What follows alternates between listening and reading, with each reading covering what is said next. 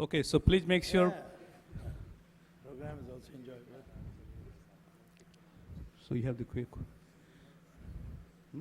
So we have few questions, but before we start, maybe I will ask from the audience.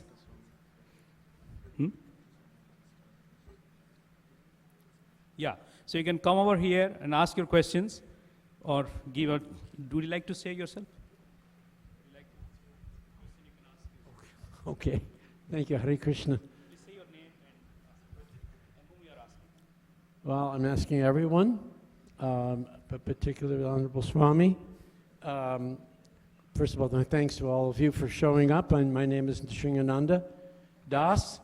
And in your talk, you made a distinction between the boson indicus and other species. So I'm wondering, does Krishna make such a distinction? We are taught in an elementary education of the humble sage sees with equal vision the dog eater, the cow, the elephant, the sage. So how can we expect people to make that distinction between saving one species of cow and then every other species is disposable? Okay. I just don't know how we can communicate such a distinction. Well, I think the general proposition is be vegetarian. Then no restrictions are made. Bos indicus looks different. It's got a hump, and its skin is much thinner, and the emotions exhibited by Bos indicus, they cry, they need a lot of affection, and so it's not that Bos indicus and Bos taurus, the two breeds known to the world, are the same. I personally believe that meat generally, and particularly meat of cows, whether they are Bos indicus or Bos taurus, are fundamentally cancerous for the human being. Because what we are seeing is that any cow, whether it's Bos indicus or Bos taurus, it eats grass, grain, whatever feed that is supplied, and then it converts that into protein, and it becomes the flesh of that animal.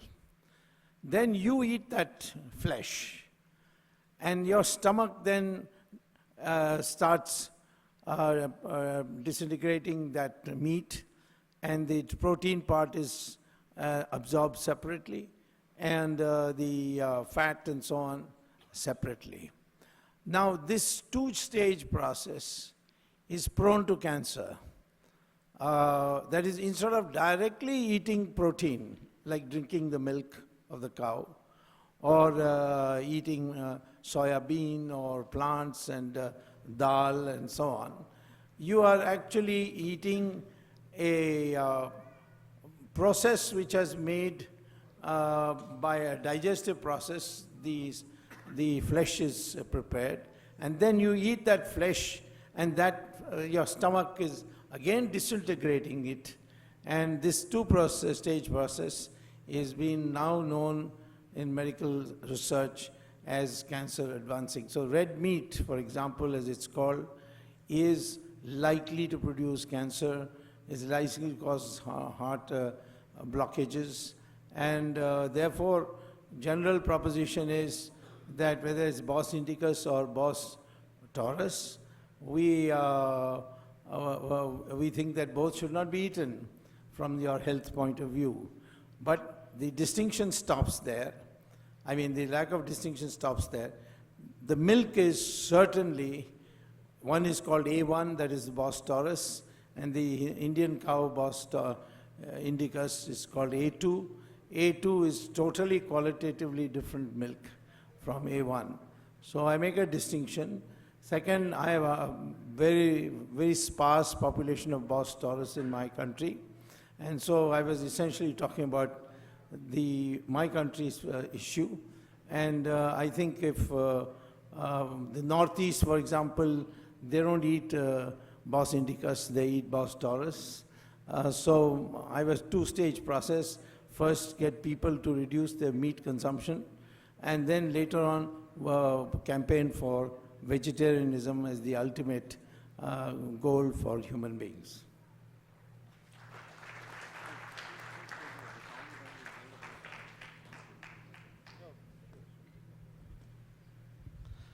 Thank you, Dr. Swamy.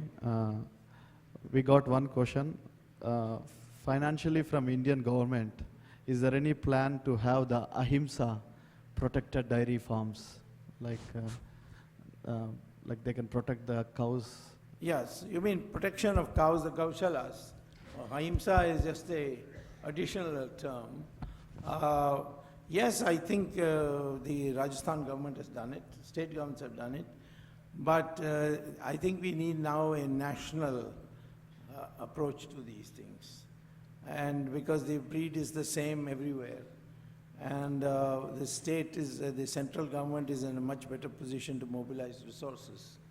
So at the moment there isn't any, but let me see what in July the government of India, what bill they produce for Parliament, and how I could amend it. I certainly would like the government to undertake the entire expenditure, not only the center but the states as well, and have a cadre, a central cadre for the upkeep and the protection of the cow. Thank you. So one more question here. It's a question to both of you, you and Bhakti Raghav Swamy. So is there an invitations to the McDonald executive to participate in this type of event? First you answer, then I will ask Bhakti Raghav Swamy. Could you repeat the question, please? Is there an invitations to McDonald? McDonald? Yeah, executive to participate in this type of event? Yes, yes, yes. Because you are the host, means But you get- campaigns. I yield to you.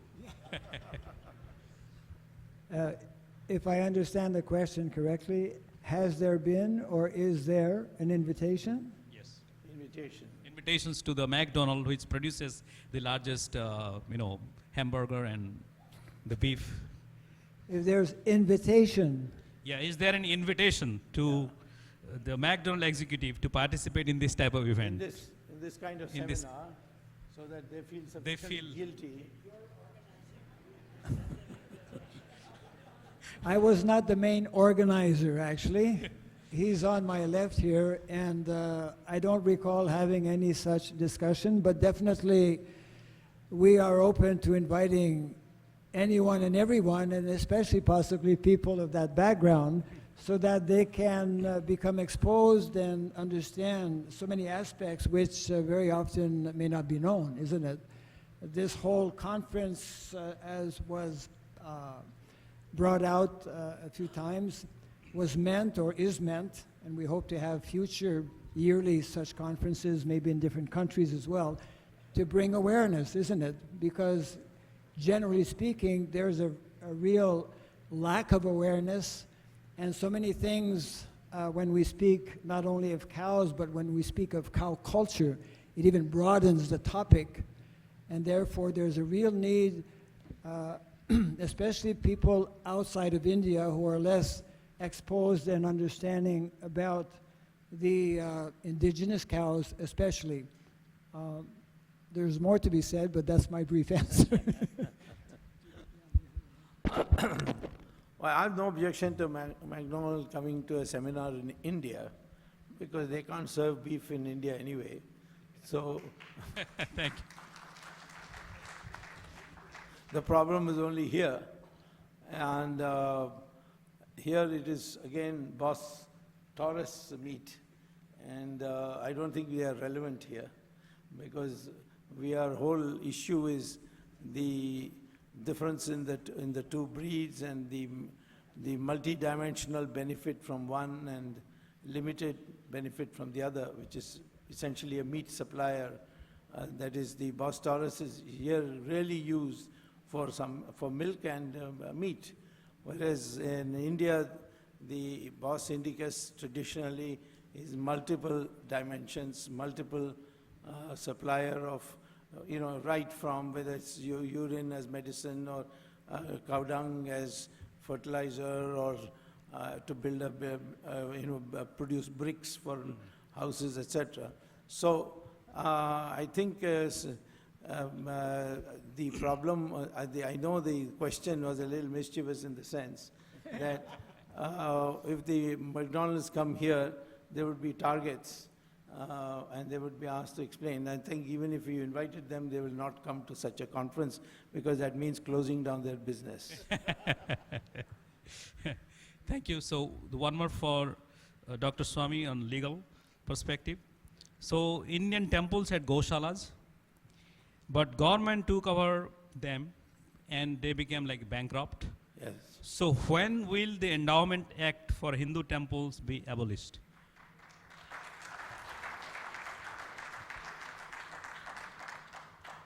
The Constitution provides for government interference in the secular administration of the temple. In other words, finance, auditing, upkeep, buildings not connected with the temple, these are the areas in which the Constitution permits the government to intervene.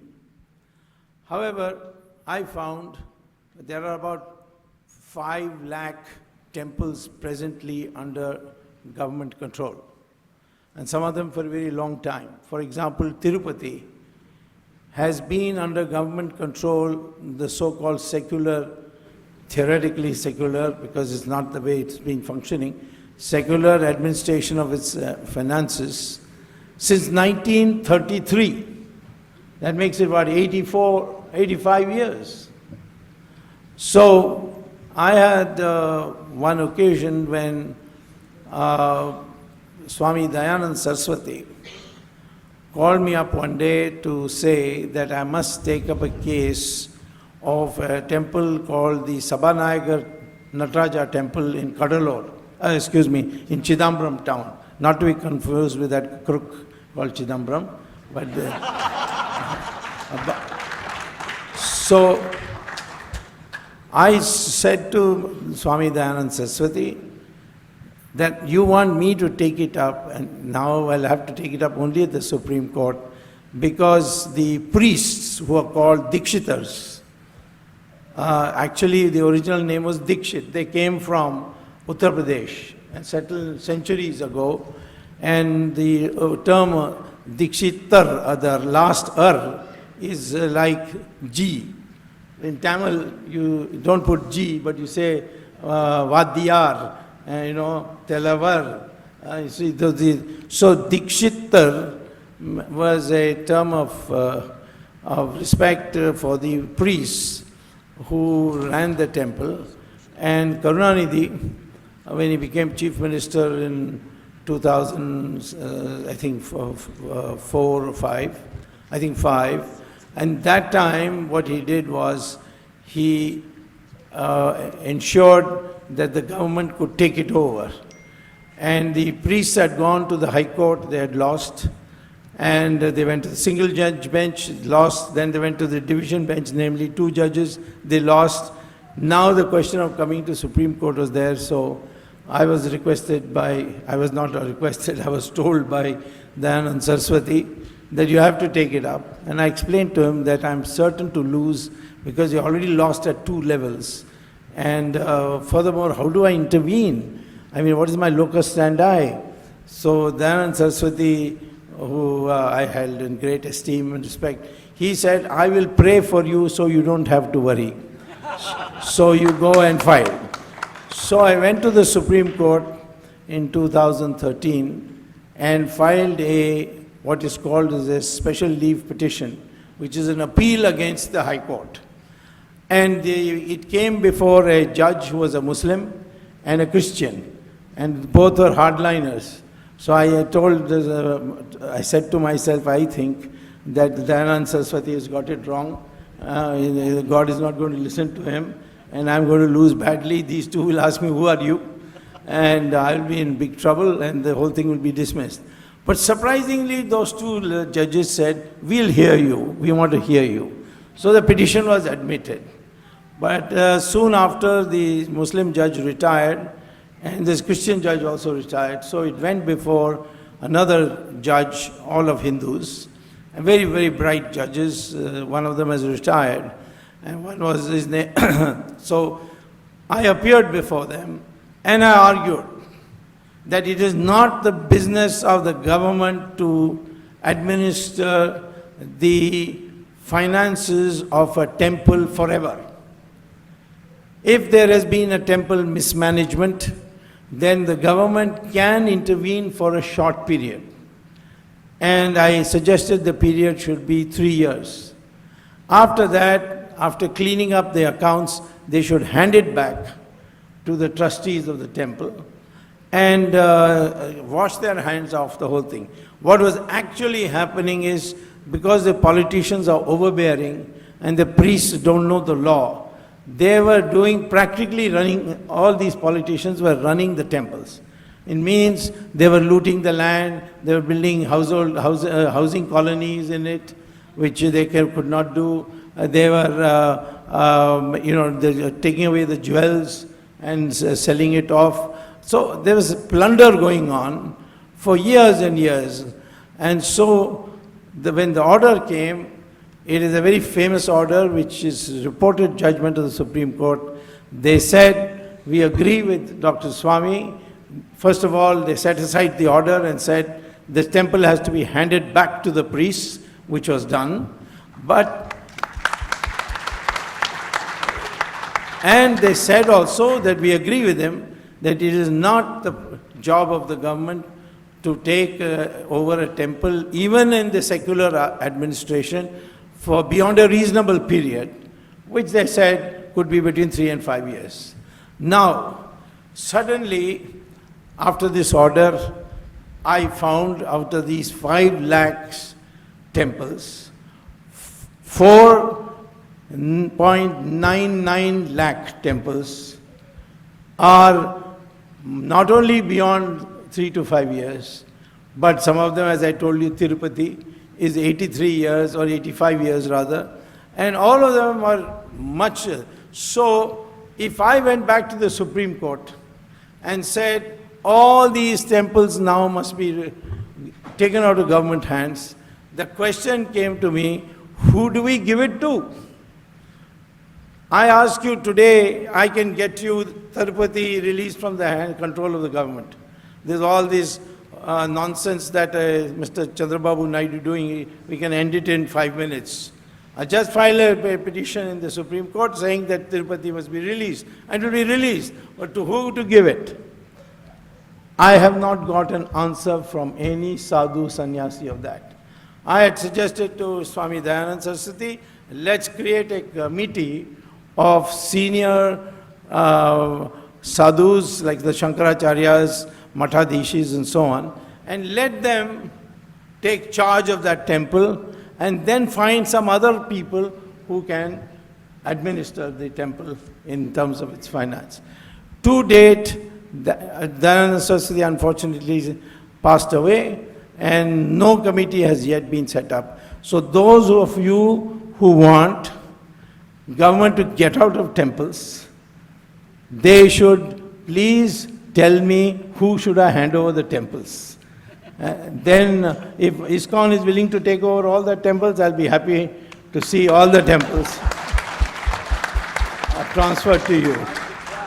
But then the moment I transfer it to ISKCON, there will be disputes that I am involved, this is mine, how did you give it to them, so on. So let us find some way. I think we need a conference.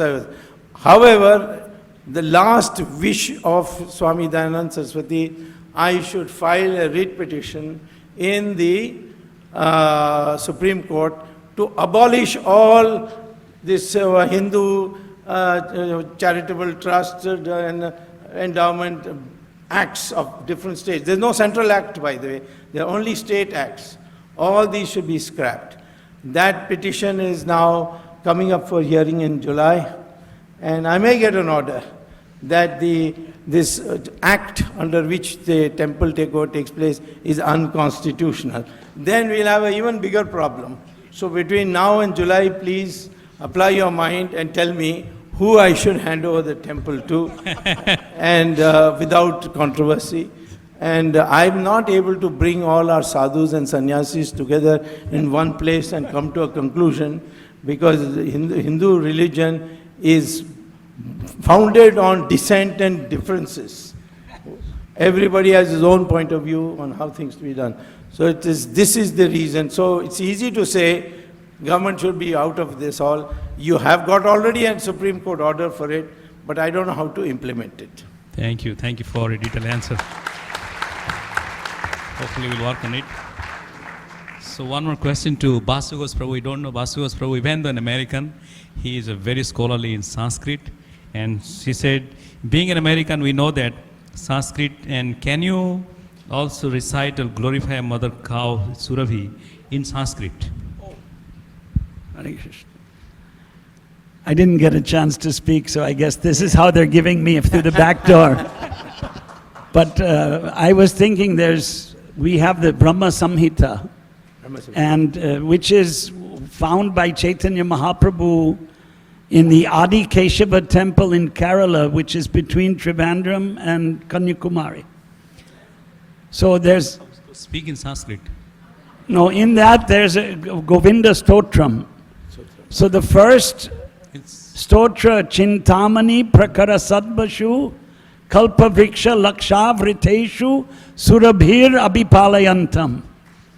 So thousands of cows were protected by Govinda. Samskritena Sambhashanam Karaniyam.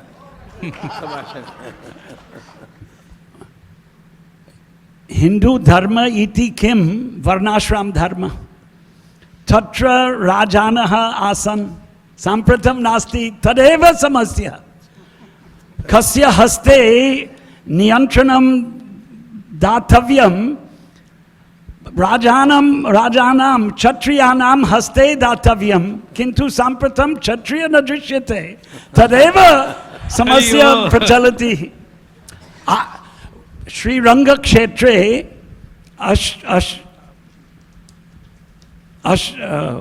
Ashtashatam Varshebhyah Prak Vedanta Deshika Kale Yavananam Akramanam Samjatam Tat Kale Gopanna Namna Ekachatriya Tatra Agatya Yavananam Parasto kritaha, parasta yuddham kritva nishkasitaha yavanaha.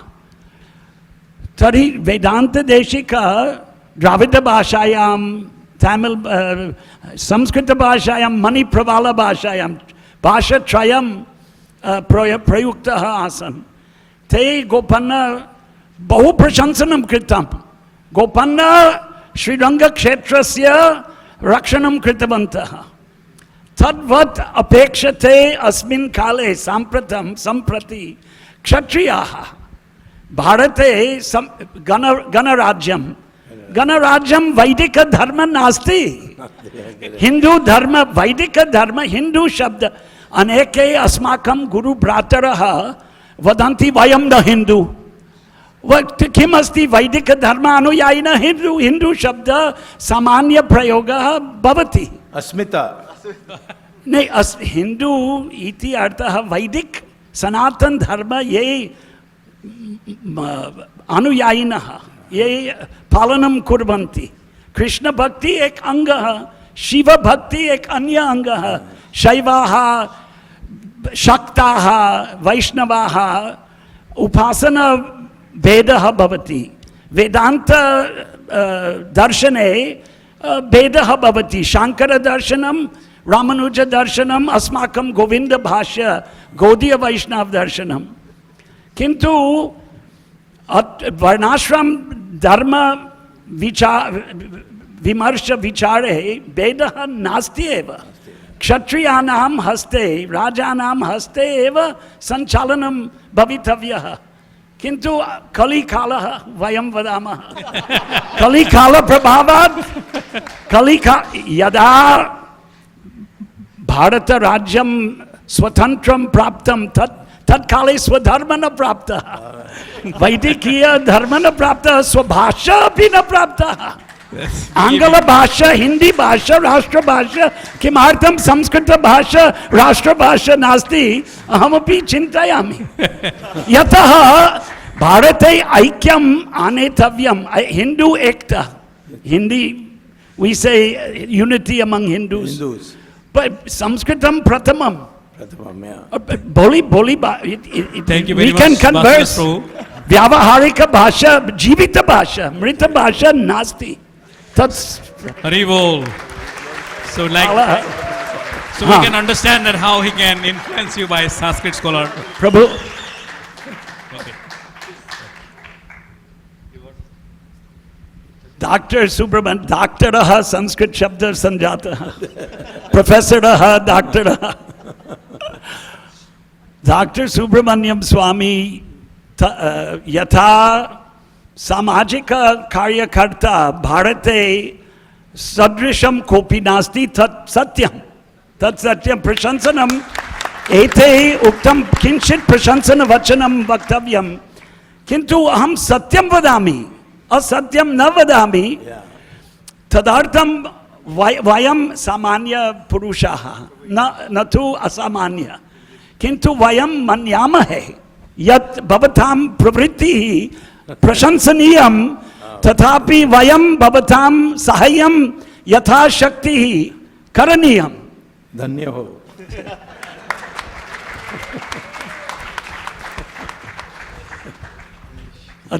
English? Malacha bhashayam kimartam? Malacha bhashayam Hindu pravritti prachalati. Anuvadam. Mama matri bhasha Malacha bhasha. My mother tongue is English, Malacha bhasha. Patanjali Mahabhashayam na malachati vai. You should not speak apashabda or mistakenly. That is Malacha bhasha. But Samskrita bhasha means correct language. Oh. And no, we are the followers of Lord Krishna. Yes. Krishna Bhakti, Krishna Bhakti, Krishna Bhakti. You know, well, Krishna spoke in Sanskrit. He didn't speak in English. Gita is in Sanskrit. Srimad Bhagavat Mahapuranam. We are the followers of the Bhagavat Mahapuranam. If all the other books were destroyed and only the Bhagavat was there, then there would be no loss. But actually, Vedic culture comes from Vedas, not from the Bhagavat. Bhagavat is a commentary on Vedanta, we believe. So all of this is in Samskrita Bhashayam. So we should not learn Sanskrit. Right. Doesn't make sense. Thank you. Agreed. Thank you very much, Vasugos Prabhu. I think Dr. Swamy was impressed and I don't know how to respond in Sanskrit back. So next. So I have one question, and this will be, I will ask everyone to speak 1 minute on this one. So starting from Jagdish ji. So let's let me ask the question. Today, a lot of Hindu organizations are working in pockets towards preserving cows. So is there a chance that you will work with mathas and different Hindu groups and Hindu organizations to working cow preservation as a movement? And how do you reconcile and how do you collectively work for the cow protection from all different groups from the Hindu partisans? So, Jagdish ji. So I will ask everybody to make it brief in a minute. We at Virat Hindustan Sangam, the organization which Dr. Swamy heads in India, we have been trying since last year to connect all these organizations together, and we had a big conference in Mumbai at the Bombay Stock Exchange, co-sponsored by them, a secular organization, but they agreed when they heard that we are doing cow protection, they agreed to co-sponsor the conference, similar type what we done today. Last year, 11 months ago, we had in Mumbai. So we are trying to connect all these type of organizations. The app which you have released is also another attempt in that. In Mumbai, in India, we did a Cow Connect app. So these are the methods by which we can make these all various groups working in different fields of cow protection networked and to make it a big movement in India. To add to what Jagdish ji said, because the event took place in Bombay Stock Exchange, the following day, one of the headlines read, "Cows turn bullish." I am responsible for Virat Hindustan Sangam on the West Coast, and in my own little way, I've been trying to encourage learning of Sanskrit, first by listening and then by starting to talk, and then, progressively go up. So to that end, I have enlisted the help of some teachers who have been doing this for several years at the Livermore Temple, but now they have made it possible for you to be in the comfort of your home, 1 day a week, 1 hour, join a session, and start listening to other people speak and converse in Sanskrit so that we can have a debate with this Puja Swamy here.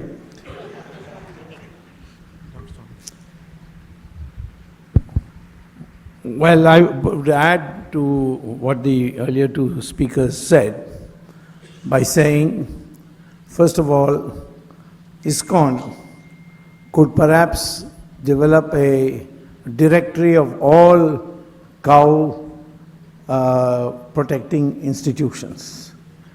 And maybe we can have one of these days a mega cow protection conference in Delhi, which I'd be happy to organize for you. Second is, Sanskrit is not a separate language in the sense that Sanskrit words, first of all, let me tell you, Indian Constitution, Article 340 states that Devanagari shall be the script of Hindi and any other language which is ready to take it as an additional script. Because Devanagari script, if you have one common script that is learnt by everybody, then even for travelers who look at milestones when they're driving the car, they will be able to know where they're heading, because at present, if you go to Karnataka, you will get Kannada script only. In Tamil Nadu, only Tamil script. And there's causing quite a lot of confusion. So learning Devanagari script is compulsory according to the Constitution for Hindi as an official language. But the more important fact is that very high proportion of the words in every Indian language is drawn from Sanskrit. Although Sanskrit treated only Tamil as a sister language, all other languages have been regarded by Tamil as been regarded by Sanskrit as daughters of Sanskrit.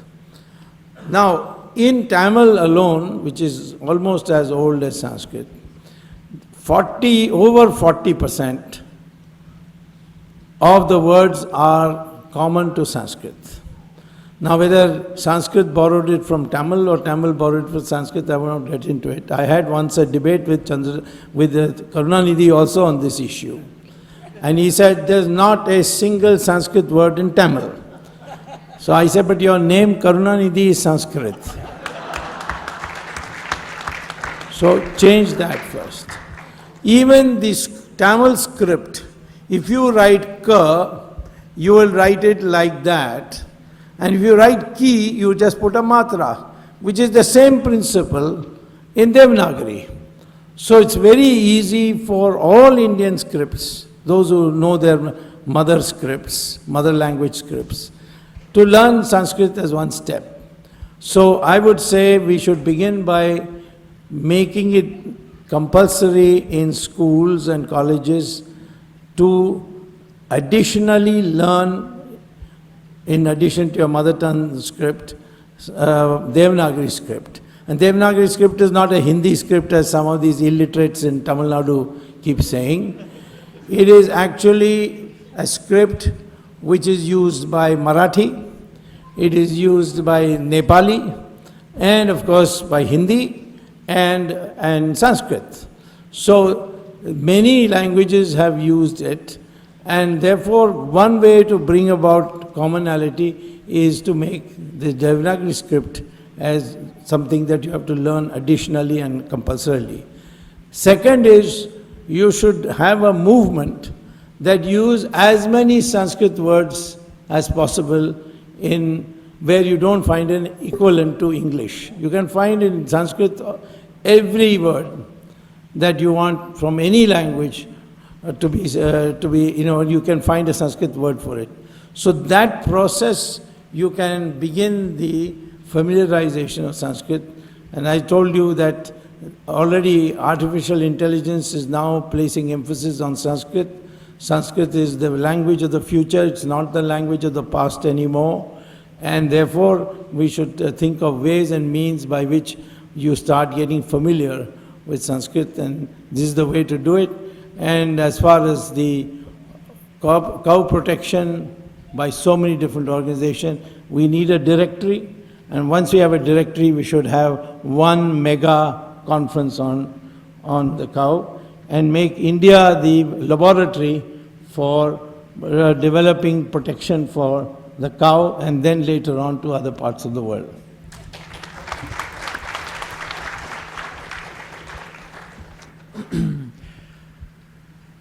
Commenting from ISKCON point of view, or ISKCON side, I will leave the Sanskrit topic to our Basa Ghosh Prabhu.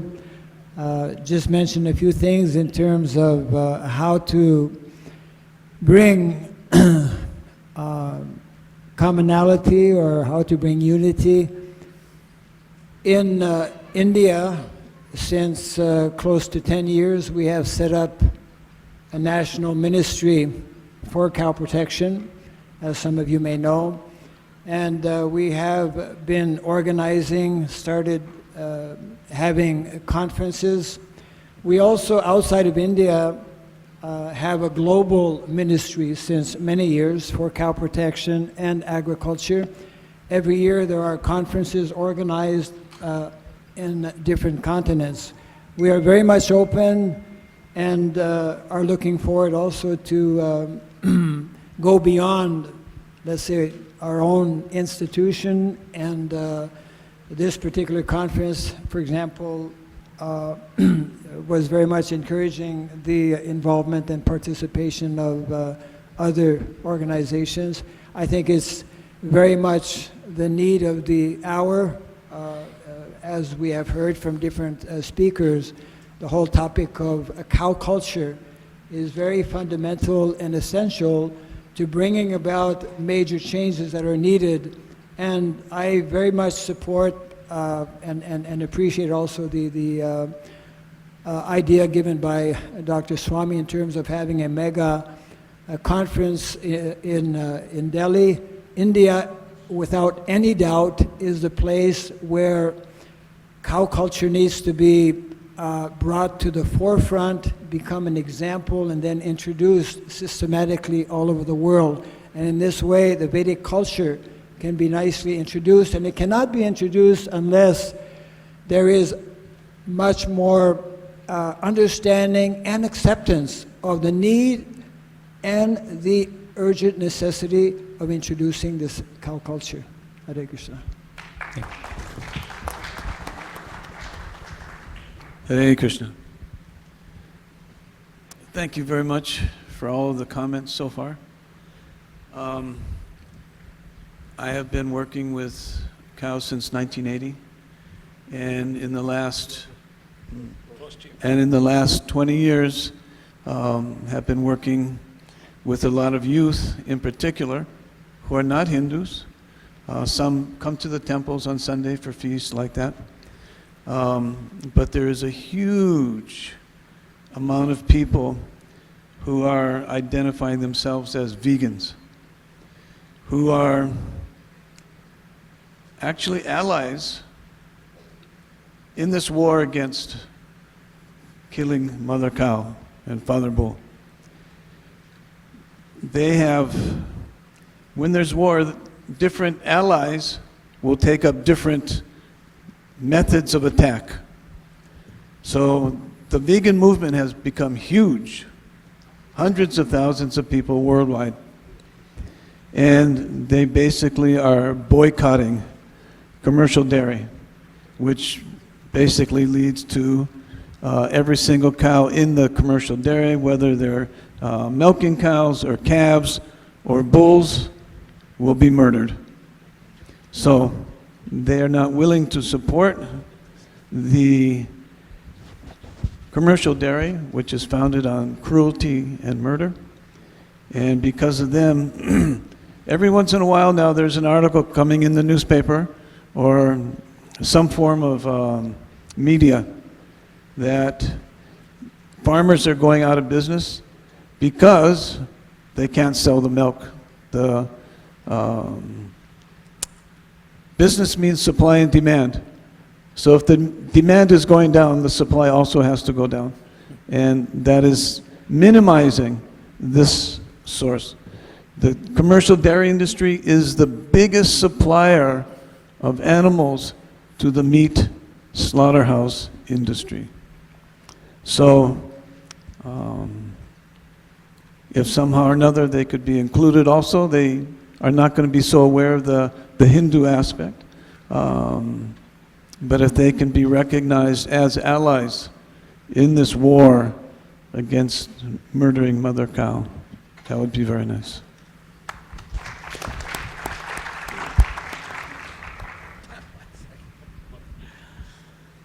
So it's, we're willing to work with the other Hindu organizations. One thing we didn't, I think Dr. Swamy touched on, is that the governments have set up this Go Seva Ayog in Rajasthan, Gujarat, Maharashtra, I'm not sure of the other. But to stop cow slaughter, that they haven't taken up. And Bhakti Raghava Swamy made me suggested I be the co-minister in ISKCON, India, of Varnashram, which he's running, IDVM. So as in that capacity, we could, in that capacity, and then Damodar Dulal is our cow protection minister, who I was chairman of our advisory committee, which I'm no longer the chairman. But I'm the vice chairman of the legal body of ISKCON in India. And so, yeah, we're open to working.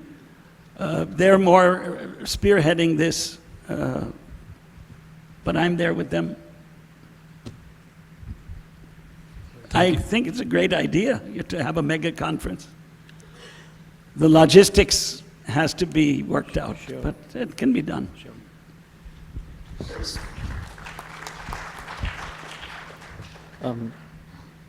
Thank you, Swamy, for inviting us to have this mega conference. I attended Dr. Swamy and VHS Group organized a Boss Indicus conference in Bombay Stock Exchange. Yes. I saw cows and bulls in front of the stock exchange. I never seen in such a center of the city of Bombay where Dr. Swamy fed the grass to the cows, you know, and all the newspapers are there.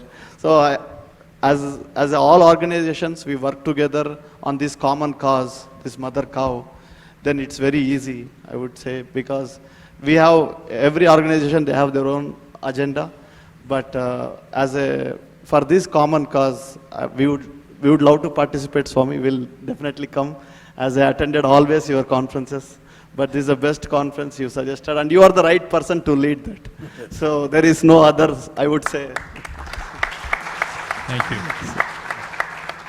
And yeah, we'll work on the logistics. Swamy. And one question, last question. I'm following you from long time, Swamy. It's a personal question. How do you remember the Constitution like in and out? So I was watching the recent, your speech and everywhere you can quote the exact wording. And I don't know, it's not possible for any human being, I would say. Please, if you can tell the secret. Well, it's a question of practice. I don't think it's beyond anybody. Everybody is capable of doing what I'm doing. But when you constantly refer to it, then it starts to, how does one remember so many shlokas as all these acharyas are remembering? It's just repeatedly referring, using it, it sticks in your mind. So next time somebody says, I have a freedom of expression, I can say what I like, you please read the Constitution. Section 19 bracket 2 says, the government shall impose reasonable restrictions on the freedom of expression to protect the sovereignty of the nation, to keep harmony amongst people. You know, there are a number of conditions given in 19 bracket 2. 19 bracket 1 bracket A is freedom of expression, that you have a fundamental right to express yourself. But there's also an article which says that expression has to be subject to reasonable restrictions. So if anybody says, I want India to break up, that is not allowed under the Constitution. Dr. Swamy, I saw you showed one time a constitution book. It's a original, which having the Lord Ramchandra's pictures. So where we can get that copy of that? That's in the, you can come to the Parliament Library and ask for it. The original Constitution has only one copy, that is only one print order, and that is preserved in a glass cage in the Parliament House. You can always see it. And almost all, I think the only Muslim ruler's photograph is of Akbar. Otherwise, it is only Hindu, Jain, Buddhist, this thing. So the Constitution, if one were to say, is secular, that is because Hindus are secular, not because of anything else. And when partition was created in the British House of Parliament, they said very clearly that our object is to create a Muslim-governed Pakistan and a Hindu-governed India. It is we who said that whoever does not want to go to Pakistan can stay here. Ambedkar said there should be exchange of population. All the Hindus from Pakistan should come over to India and all the Muslims should go to Pakistan. But the others did not accept it. So, therefore, why is it that you have uniform civil code in our constitution? Why you have Sanskrit should be developed in our constitution? Why is it that ban on cow slaughter, ban on consumption of alcohol? All these have been put in the directive principles because they arise from the Hindu ethos. And they don't say ban on pigs because the Muslims don't like it. For secular balance, we have not said it. So the Constitution was essentially for the continuing civilization of India, which is essentially a broadly speaking, the Hindu civilization. And by the way, I don't accept that the word Hindu came because the Arabs couldn't pronounce Sindhu. That's not correct. Much before, as far back as 700 BC, the Chinese used to call India as Hindu Go. Hindu Go means Hindu Rashtra. And I tell my communist friends, you talk about all this secularism, why don't you go tell your Chinese masters to change that Hindu Rashtra and say India? So that this right from the beginning is a continuing civilization. And like Ganga, when it flows, a lot of small rivers join and add to Ganga, but the name Ganga remains till the end. So the same way, the name Hindu remains right to the end, even though many other religions have contributed to a composite thinking in the subject. Very good. So I know there are a lot of questions, but due to the time constraints, so what we're going to do is Bhakti Raghav Maharaj, he is going to give the gifts to Dr. Swamy and few other dignitaries. And after that, Raghav Maharaj is going to say a few words and Dr. Subramanian Swamy is going to give a closing speech. So please stay tuned in. I will get you one Purana. Vote of thanks. The mind was I'll get it. So, His Holiness Bhakti Raghav Maharaj, so we have few gifts for Dr. Swamy. So please come to the front. So I would request, please get up and honor Dr. Swamy. So.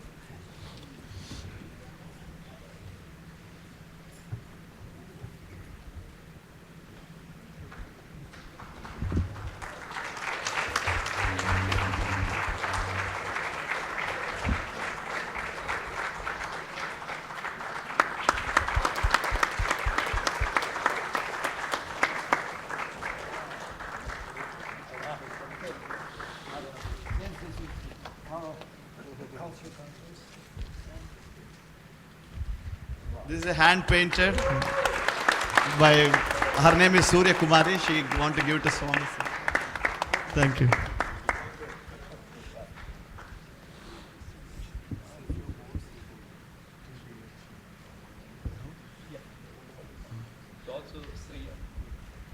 Please come, Sree Iyer, Jagdish Shetty ji. Please do come.